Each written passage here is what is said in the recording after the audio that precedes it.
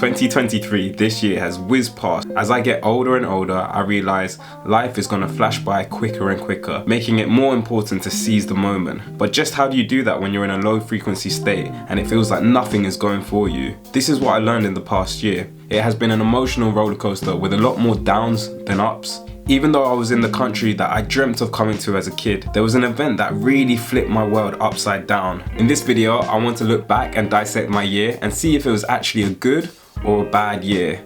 So let's get right into it. 2023 started with me in Japan. I'd already been there for a few months. I got there in November, so by the time it got to January, it had been 1.5 months, so not even that long. So I was fully in holiday mode. I was drinking a lot, I was partying, I was going out to eat a lot, not really looking after my health. I was exploring, spending a lot of money, and I was doing this all with what was then my girlfriend. All of these bad habits, drinking a lot, not eating healthily, and spending a lot of money, later came back to bite me in the ass. I put on weight, I started to get low in energy levels, and my funds dramatically decreased. At this time I was filming videos for my channel that I planned to do before coming, but I was really inconsistent with my work. So I didn't really have a routine or structure to my day-to-day life, meaning that I was all over the place in terms of my vision, my goals. As the year went on, I started to acknowledge that I couldn't really live this way for too long. I came with a purpose, I came with intention. It was never meant to be a holiday. I wanted to integrate into the culture and really embed myself into the culture and create content about this. I was kind of losing my way and losing my purpose in a sense. I had to pack it in, so I started eating healthier. I started going to the gym. I started to build up good habits over time to really get myself in a space where I can work to my full potential. And also, I stopped drinking as well because I just don't do well with drink and I shouldn't drink. About April, around this time, where I started to get my shit together, so to speak, my ex went back to England. This was always the plan. It wasn't a shock, it wasn't a surprise.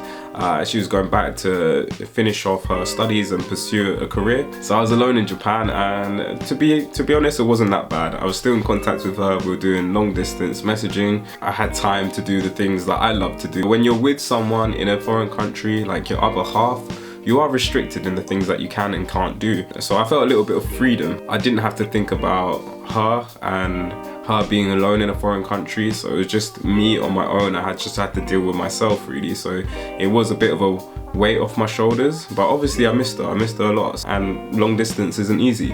But unfortunately, this didn't go to plan. I did expect to get through the year in Japan, go back to England, meet with her, and then we can build our future together. And that was the vision I had. I wanted to be a digital marketer, so that linked in with the content creation. I didn't have it in me to say, I'm gonna go all guns blazing and be a content creator. I wanted something secure, so I could build a family, I could buy a house. And in hindsight, is that really me?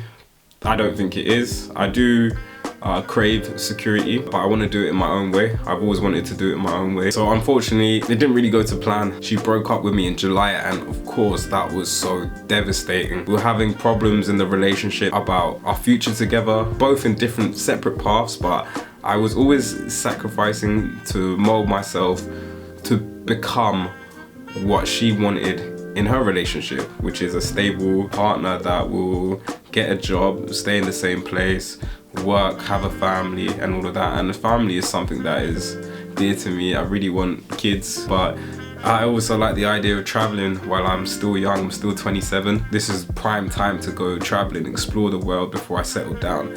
So I think we were just on different paths. We were having arguments a little bit, but I always thought it was something that I could fix. I always thought it wasn't a big deal. I was shocked because I thought we would get through our problems, and they didn't seem that big to me, but obviously I'm not her. It takes two to tango, and she saw it as a bigger problem than I did, and that's fair enough. Whatever she wants to do, it's not my life, is it?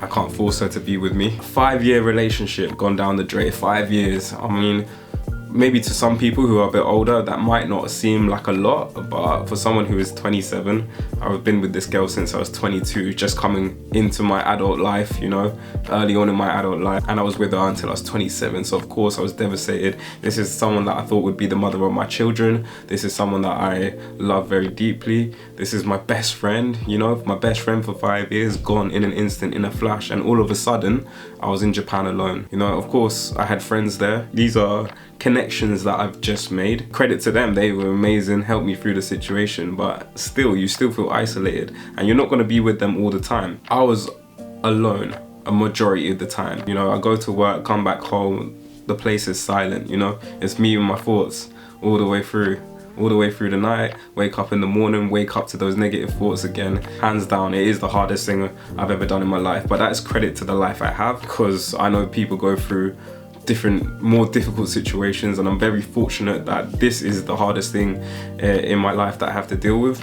But nonetheless, you don't know any better. Your problems are still important. Whatever you're going through and what you're feeling, you have to accept it and you have to deal with it in a way. There's no point comparing it if it's worse than other people's. It's just what you're feeling. Of course, for me, it was a really hard thing to process. So I started to blame myself. You know, when there's a breakup, people act differently. It's a time of high emotion. And what I would say to people that's going through a breakup, because it's so painful, it's like someone's died, yeah, but they're still alive and they don't want you. So your self-esteem is going to plummet like mine did. My confidence just went down. It's like, why doesn't she want me? What's wrong with me? Was I that bad in the relationship? You know, all these things that you think, but you have to take it with a pinch of salt. You're also dealing with a person that has their own emotions, have their own mechanisms of dealing with this situation. Yeah, it's not going to be easy for them. It might seem like they don't care, they never loved you. I'm no doubt in my mind that she loved me. I have no doubt in my mind, because it was special. It was something nice. But they have to deal with it in the way they need to deal with it, whether that's right or wrong in your opinion, or whether that even if you're looking at them and you think, oh, that's the wrong way to deal with it, you know, they need to just go through the process regardless of what you think about it. So if someone's acting in a way that makes you feel like you're worthless, makes you feel not good in yourself, that's you doing it to yourself rather than them. You just have to put yourself in their shoes. Okay, maybe this is the way they deal with it. They also have trauma. There's things that happened in their life that made them react the way they did, and you absolutely cannot blame yourself or get angry at them, or, you know, it's normal to let these emotions arise, but you can't latch onto them. You can't start hating. You can't start hating yourself. Either person, you can't start hating. You just have to accept. And it's like I'm saying, accept. Like, I'm just gonna accept it. It doesn't work like that. It takes time. To be honest, I'm still accepting it. I'm still processing it. I'm doing a lot better, but yeah, I just know this feeling of pain will die down over time as it's getting better already. I'm not 100%, but I'm way better than when it first happened. And to be honest, if someone doesn't want to be with you, there's no point chasing them. There's no point trying to persuade them. You know, it shouldn't be something that is persuaded. They should just want to be with you, and that's the person everyone deserves. So just remember that if you ever do get them back or anything like that. I didn't get her back at all, but it is what it is. But if you do get them back, just remember that it's going to be in the back of your mind that they had the potential to run away and they had the potential to leave you, so it could happen again. I think you need someone that is not going to do that, and I think that's the foundation of a secure relationship. So there's me devastated about this problem. I don't want to talk about it too much more, that's enough. But there's me devastated with the situation, completely a shell of a human being, shell of my old self, lacking confidence. I couldn't really talk to people. My social anxiety skyrocketed. Like, I'm quite a sociable person in my opinion. I can go to a foreign country and I know I could have the potential to make friends. I still have anxiety when I speak to people, but I just ride it and it goes away. That wasn't the case after the breakup, because I had to speak Japanese a lot and my confidence in Japanese went down. My ability to connect with people, I like to give energy to people, I think. I'm someone who makes people comfortable when they're around me, and I just couldn't do that. I just wasn't confident in myself to do that. And I looked at myself and I thought, I need to start rebuilding. There's no point. I can't focus on what she's doing. I can't focus on things that I cannot control, essentially. I can only control myself. And what I want is to be the best version of myself, to come out of this and think, oh, bloody hell, I'm so proud. I'm so proud that I got through it and dealt with it the way I dealt with it. So that's what I started to do. Why did I come to Japan? I don't want to waste it. I came here to explore the culture. I came here to make videos. I came here to meet new people. And that's what I started with. And then I thought, how can I make myself better? How can I improve myself? How can I gain more confidence again? So that was going to the gym, doing things I love to do, doing things that I was scared to do. So for example, posting online was something I was terrified of. I was doing it at the time, but after the breakup, it was even harder to do it because I was lacking confidence. I didn't want to be in front of a camera. It sounded crazy, like to be in front of a camera when I'm lacking so much energy and I don't have any enthusiasm. I probably potentially will be seen as boring, insecure, and just not good to watch, not a good person to watch. But I thought, if I truly want to not care what other people think, I have to do it anyway. And regardless what anyone says, I just keep posting, I just keep posting, I just keep posting. And that will be the way I get my confidence back. And that's exactly what I did. As much as I hated it at the time, I hated getting in front of the camera. I hated walking around the city like this, talking, what's up guys? And then everyone looking at me. I hated it, but I just forced myself to do it because I knew it would build up that confidence again of not caring what other people think. And plus, someone I spent 5 years with was my best friend. Like I said, I had the ability to just go. That was a catalyst to think, like, why would I care what other people think?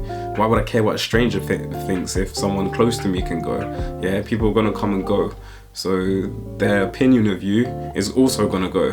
Why does it matter? Just be your true self. One of the first things I did actually was look to myself, and I was not perfect in the relationship. I didn't do everything well. There's some things that I could have done better. I could have been less attached, more secure in myself, because I put all my eggs in one basket. You know, I didn't put that love into me. I put that love into them, and it was too much. I had to look objectively at myself, not blame myself, because there was many things that I did do well as well, and I was a really good boyfriend as well. But there's things that I can change to better myself and improve on, level out a little bit and not get so attached and emotional and things like that. There's things that I can work on. I went into it and thinking, what can I do to, you know, I'm not looking for a relationship, but when it comes, I need to be ready, more level, and hopefully that partner will be the potential partner to have children with, and then I'll be ready to have children as well. So I'm thinking, how can I be the best parent? How can I be the best partner to the best of my ability? And really find a foundation within myself to be able to provide for other people as well. And that was my goal from then on. Now I was completely alone in a foreign country, and I was ruminating about the relationship, thinking, what could I have done wrong? What could I have done better? Why is this happening to me? You know, really feeling sorry for myself. I desperately wanted an escape from the situation. As you guys know, I stopped drinking alcohol, and that would have seemed like a logical solution for my problems, to just go to the pub, drink it out, let off the steam. The way it affects me, that's definitely not the right thing to do. Instead, I dove straight into the pain. I just ran at it. I didn't want to run away from it. I didn't want to live in fear. I didn't want to be scared. I didn't want to, you know, just block it out and not accept reality. I wanted to accept the relationship was finished. I wanted to just move on and, you know, start making a new version of myself. Start going on the journey to reach my full potential, because maybe I've wasted a few years of not reaching my full potential. What are the benefits that I can get out of being single? What are the benefits that I can get out of not being in a relationship? I can put all that energy and focus to myself. 5 years putting energy and focus into someone else, I can take that and put it into me now. What did I do? I know from my time in Italy, when I was having a bad spell, meditation was massive for me. It's one of the first times I started meditating. So I was 19, 20 years old, and that worked wonders. So I knew from there, bang, I need to start meditating.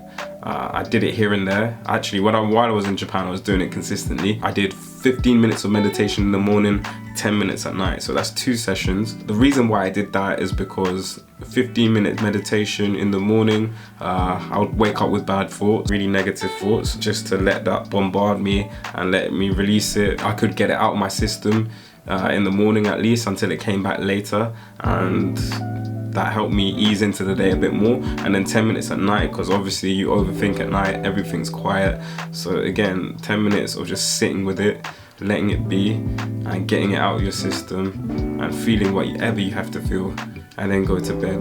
without looking at your phone, because your phone triggers dreams, triggers jealousy, triggers all these negative, especially social media I'm talking about, especially when you're going through a breakup. You don't want to see other people like being happy with their relationships and stuff like that, because you start wanting that and craving your partner back. So I didn't use my phone, I think, an hour before bed, and really during the day I didn't really want to use my phone, so I tried not to.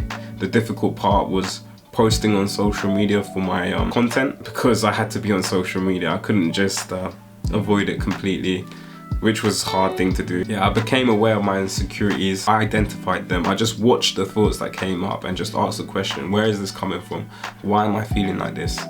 I'm feeling like this because I feel jealous. I'm feeling like this because I don't want someone to do this. So essentially, I want to control their actions. So I started realizing what my triggers are, the negative things that I'm doing, the negative things that I'm thinking, the inside voice that is telling me I'm not good enough, the inside voice that is telling me that I can't do things.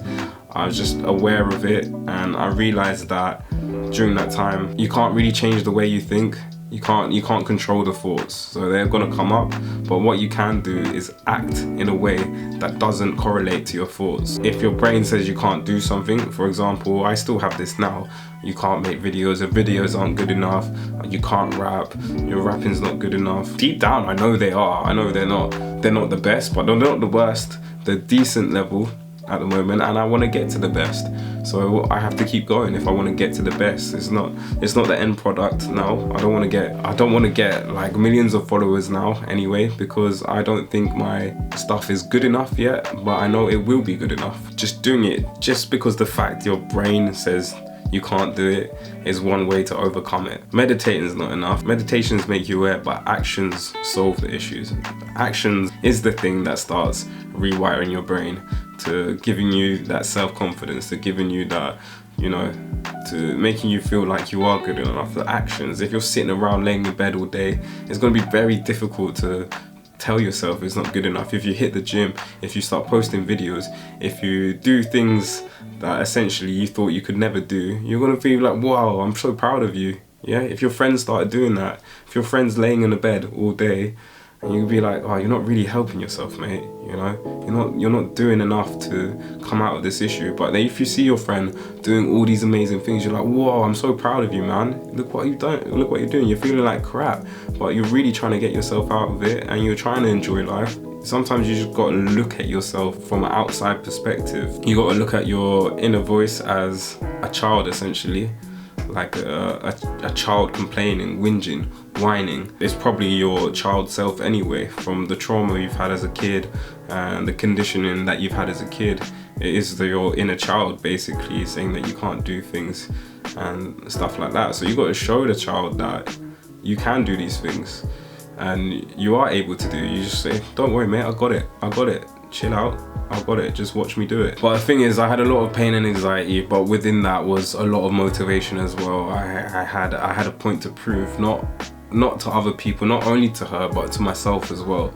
But mainly to myself. I was like, I need to show myself what I can do. I need to show myself what I can do, and I need to enjoy my Japanese experience. I don't want to ruin my Japanese experience, because if I do, I will completely regret it. This is maybe once in a lifetime opportunity for me to go around Japan and doing the things that I want to do. So even if I feel crap, even if I feel a bit shitty, I will go out and see the world, at least see the world and take it in and force myself to enjoy it, because I'm not gonna get this moment and I'm gonna look back on it and be like, what the hell, man, you didn't take full advantage of the opportunity. It wouldn't even be her fault, it would be my own fault. Isn't she not here trying to enjoy the experience? She's doing what she needs to do and trying to enjoy her life the most she can. It's not even her fault, you know, it's my fault if I've ruined this. My videos you watch now was the saving grace for me. It was absolutely saving grace. It gave me purpose in the morning. I had a clear vision of what I wanted. I didn't know where I was going, where I end up, but I had a clear vision of this is what I need to do right now. I don't know about the future right now, but I'm in Japan and I need to do what I came here to do. And then I slowly started building up habits, good habits, okay, to fill up my day. I didn't want a day of doing nothing. I wanted a day of progress. I wanted a day of showing myself what I can do. Meditation, making videos, going to the gym. Gym was massive. Get in the gym. I was a bit bigger at the time, a bit overweight from all the drinking, all the eating. Got in the gym. 4 months later, bang, fat's gone. I can look in the mirror and it's like, I actually feel attractive now as well. I look in the mirror and I feel, okay, I look good, I'm happy. It didn't solve my inner world by any means. Like, don't think going to the gym and looking better externally will make you feel better internally, but it is an added bonus. It is an added bonus, and you feel, and it's more of like what you've achieved. You're like, wow, I did it so quickly as well. I've achieved what I wanted to do in a long time, in a short space of time, just because I was consistent, able to, you know, fight through the pain and go to the gym when I didn't want to. And you think, wow, you've done something amazing there. I headed out to nature as much as I could, really. If I couldn't go out into the sticks, I would go into the parks and take a book with me. If you're ever going through something or a bit depressed, a bit sad, get out into nature. This hustle and bustle of the streets is not the one. We're surrounded and bombarded with things that are telling us to want stuff, you need stuff. When you've just lost something, the last thing you need is people telling you what you need, because you start getting glued to it, yeah? You can start getting glued to it. Or, for example, I need a new relationship. You see a couple on the road, street walking, I need a new relationship. Advertisement, I need a phone that will fix me. I need more friends that will fix me. That's the last thing you need. You just need to sort this out first, and then you can, you know, do what you want with that stuff if that's what you want to do. But the last thing you need is all these distractions telling you you're not good enough, and you need something to fix your problems. But going out to nature completely shuts off all of those things. You're away from it, and you can see what the essence of the world really is without those socially constructed ideas that we live in now. You just remember that this is not real. It's not real. It's all man-made. It's all man-made concepts. Going to work, earning money. So sometimes, you know, it's the world we live in, and there's some things wrong with it, but you need to be able to get away from it and think, yeah, there is something else to this. There is more than what meets the eye in this world. It's not just a concept or idea, but when you're in nature, you feel it. You feel the calmness, the tranquilness, the busyness is gone. The birds chirping. I didn't realize how much nature does that, yeah, until this situation.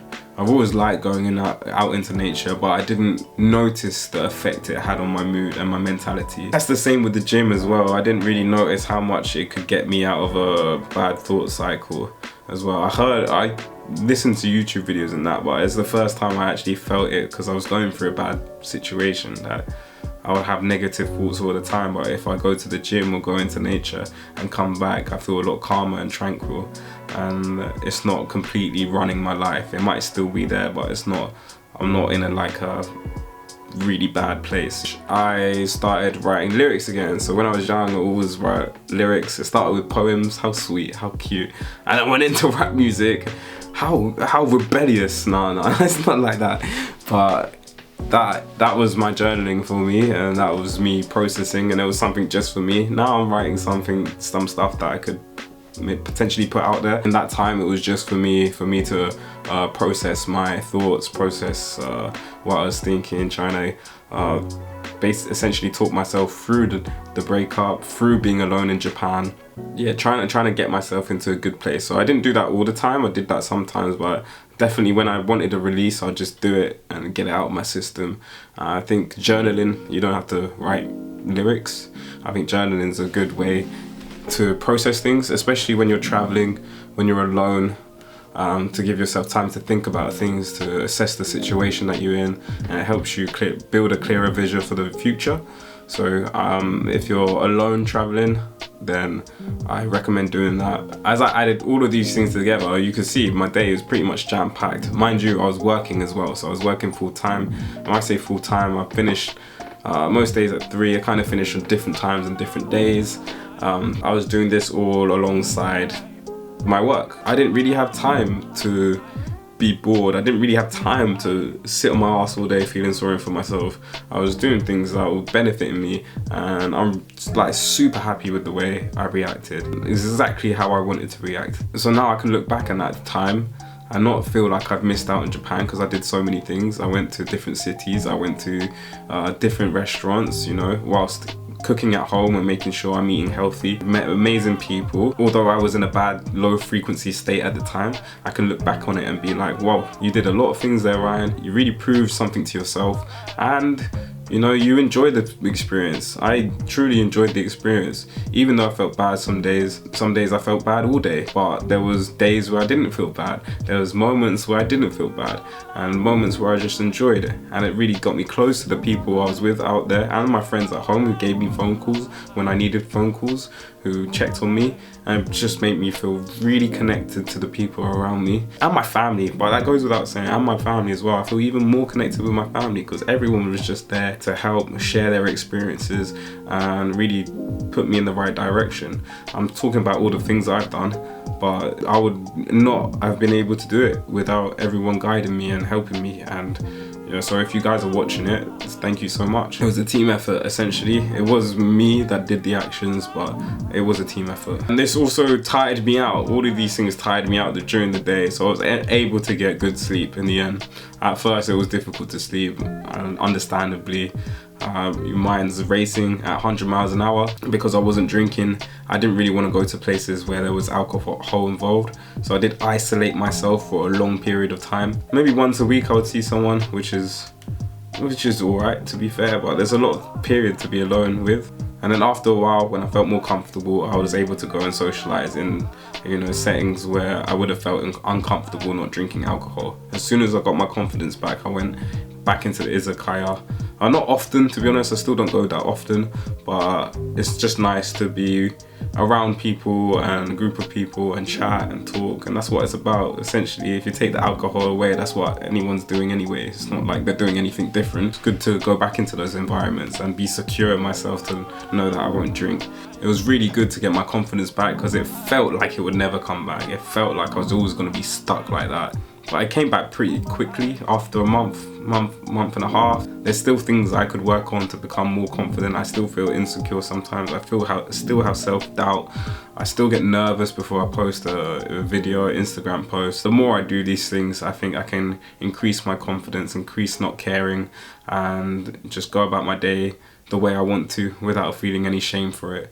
And that's what I want to get to. Not there at the moment, but we'll get there. We'll get there. I'm sure I'll get there. I was finally able to give out my energy. That, you know, this is something I do love about myself, is that I can make people feel comfortable and I give energy to people. And I was finally able to do that, and that was a good feeling. It felt like, oh, I'm myself again, and I feel different. I'm a different version of myself. That thing that makes me me was finally back, and I was able to contribute to the world. Like, you don't have to do massive things in the world. Sometimes it's the small things that go a long way, like smiling at someone, just talking to people, just giving good energy, because that transfers. And that's always been a quality of mine. I'm happy to say that now. Maybe in the past I would say, oh man, I don't have that asset. I'll try and be humble, but it is what it is, and I'm gonna look at it in a more appreciative way and not lower myself just for face and just to look humble in front of people. But that is a quality I truly like about myself. With all of these things that I've done, the sadness still remains. I still feel weak sometimes. I still have my down days, but they're definitely not as bad as before, and it's getting better. That negative energy you have, that negative mood that you have, it's temporary. Even in Japan, when I was feeling at my worst, there was moments in the day that I felt good. Yeah, and it would just go away. I will forget why I was feeling so bad. There's a massive cloud at the moment at this section of my life. But those clouds will pass and the sun will come out again. You know, you got to use that bad energy, that pain, whatever it is, to really motivate yourself. You can't get rid of it. You can't get rid of the pain. Just because you're doing so much work doesn't mean you'll get rid of it. But it's a process of accepting it and processing to learn to live with it. Because there's things in my life I know that will get worse. You know, I still got my parents alive, I still got family alive. You know, I don't know what's going to happen in the future, and I have to be ready for that, and I have to enjoy everyone's presence while they're still here. Otherwise, what's the point of living if we're always looking to the future and being scared of what's going to happen? But I can build myself, enjoy the moment, and be well equipped for those things that come in the future. To sum up, if you're asking me, was 2023 a good year? I would say yeah. It has been a good year. It's been an amazing year. I've lost a big part of my life. You know, someone I really did care about, someone that I'll always probably have a memory of. It was a bad thing to happen, but maybe it was the best thing that could have happened for me, and maybe for her too. It has been a pivotal point in my life to just wake up and be like, you need to be your authentic self, you need to be the person that you always wanted to be but have been too scared to be. I've explored a country that I've always wanted to explore. I've met amazing friends. I've really looked after myself and put myself in a good position. My mentality is crystal clear now, my vision is crystal clear. I know exactly what I want. In terms of 2024, I don't really have a prediction. I don't really have New Year's resolutions, because I'm doing all the things that I want to do. Plan for 2024 is just keep going, keep doing what I'm doing now and see where it takes me. I hope you enjoyed the video. Please give it a thumbs up if you like the video, subscribe if you want to see more content like this. Just to let you know, I'm still in limbo in terms of Japan, so I don't know what's happening. I'm just waiting for my visa, but sure enough, my visa will come soon. If it doesn't, I'll pick another country to go to. So this will be a travel content site, even though you're not seeing much travel content at the moment, but it will be there again. And yeah, until then, I'll be doing more self-improvement videos and really thinking on my feet at the moment and just trying to put stuff out there. And so I'm really hoping that you're enjoying the videos and this side of me, this vulnerable side of me, this open side of me resonates with you. Comment below if you want to get involved with a chat or conversation, and we'll go from there. So as always, stay blessed.